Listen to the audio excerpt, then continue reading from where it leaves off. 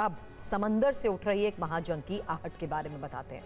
इस जंग के मुहाने पर दो किरदार हैं, एक चीन, दूसरा जापान।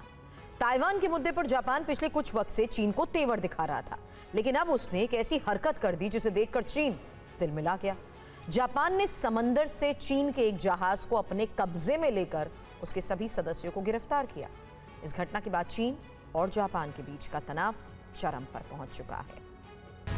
नागासाकी के दक्षिण पश्चिमी तट से करीब 170 किलोमीटर दूर जापान के एक्सक्लूसिव इकोनॉमिक जोन में जापानी नेवी को एक संदिग्ध चीनी जहाज दिखाई दिया।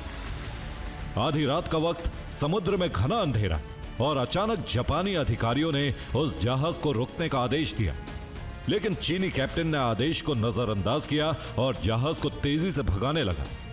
इसके बाद समंदर में शुरू हुआ हाई वोल्टेज चेज ऑपरेशन। कुछ देर बाद जापानी एजेंसियों ने चीनी जहाज को दबोच लिया। 11 क्रू मेंबर हिरासत में लिए गए और 2022 के बाद पहली बार जापान ने किसी चीनी जहाज पर इतनी सख्त कार्रवाई की। इस घटना पर जापान के chief cabinet secretary Minoru Kihara ने कहा कि विदेशी जहाजों की अवैध गतिविधियों के खिलाफ हमारी कार्रवाई लगातार और सख्त बनी रहेगी।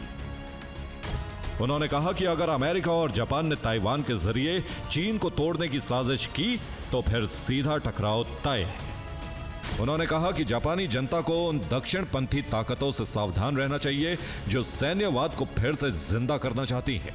अगर जापान इस रास्ते पर चला तो वो आत्म विनाश की ओर बढ़ेगा।